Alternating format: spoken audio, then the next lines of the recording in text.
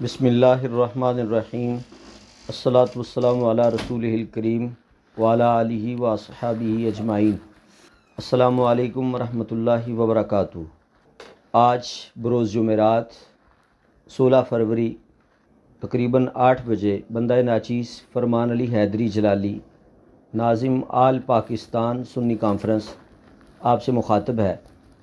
آل پاکستان سنی conference کی تیاریاں اللہ تعالیٰ کے فضل و کرم اور رسول پاک صلی اللہ علیہ وسلم کی نگاہ عنایت سے مکمل ہو چکی ہیں، اور اس وقت مینار پاکستان پر شیخ الحدیث حضرت علامہ مولانا مفتی ارشاد احمد حقانی جلالی صاحب، شیخ الحدیث مولانا محمد طاہر نواز جلالی صاحب، تحریک لبیک یا رسول اللہ صلی اللہ علیہ وسلم ضلع لاہور کے امیر حضرت علامہ مولانا محمد فیاض بٹو جلالی صاحب اور حضرت علامہ مولانا مفتی شاہد عمران جلالی صاحب کی قیادت میں کارکنان مینار پاکستان پہنچنا شروع ہو گئے ہیں۔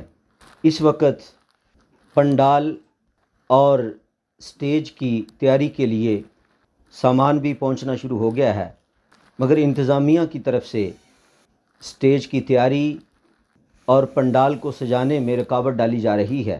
تمام کارکنان عوام اہل سنت جوک در جوک مینار پاکستان پہنچیں تاکہ آل پاکستان سنی کانفرنس کی تیاری مکمل ہو سکے، اور یہ بھی گزارش کروں گا تمام کارکنان پرامن رہیں، اور میں یہ عرض کرنا چاہتا ہوں کہ انشاءاللہ اللہ تعالیٰ کے فضل و کرم اور رسول پاک صلی اللہ علیہ وسلم کی نگاہ عنایت سے آل پاکستان سنی کانفرنس ہر حال میں مینار پاکستان میں ہی ہوگی۔